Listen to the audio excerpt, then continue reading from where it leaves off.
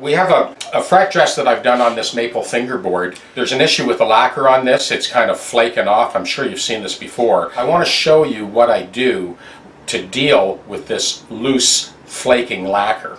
So I like to kind of hike the neck up so it's kind of in midair as I peel this tape off. What I've done to ensure that we don't pull the lacquer off the face of the fingerboard is I actually have the tape doubled up. So I've put adhesive to adhesive, so there's no actual adhesive on the face where it wants to pull off. I tape it on the back of the neck, and we've managed to buff these frets out without lifting any of that loose flaking lacquer. There's no adhesive here. I put the tape face to face, and then that is why we're doing this the way we're doing it, to reduce the chance of pulling any of that loose lacquer when we pull the tape off. The fret dress went beautifully.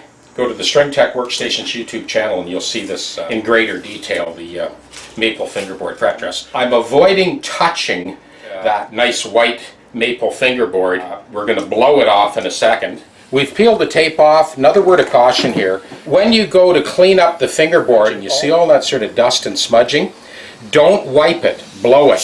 I've got air here, and I let the air do the trick. As little wiping as you possibly can so you don't smudge that nice white fingerboard. I'll very carefully wipe what is left there. I'll do my best to avoid any smudging. So I'm going to just wipe that very gently. Dry cloth.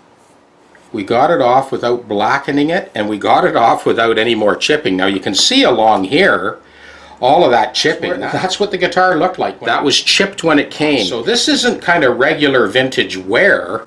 This is actually lifting because there was a bad batch of lacquer, or there might have been a little bit too much humidity in the wood, or there might have been too much humidity in the air at the time it was sprayed. And that pretty well wraps up this job of gently and carefully cleaning off the residue and avoiding the danger of pulling the lacquer off. All right, here's the wrap up.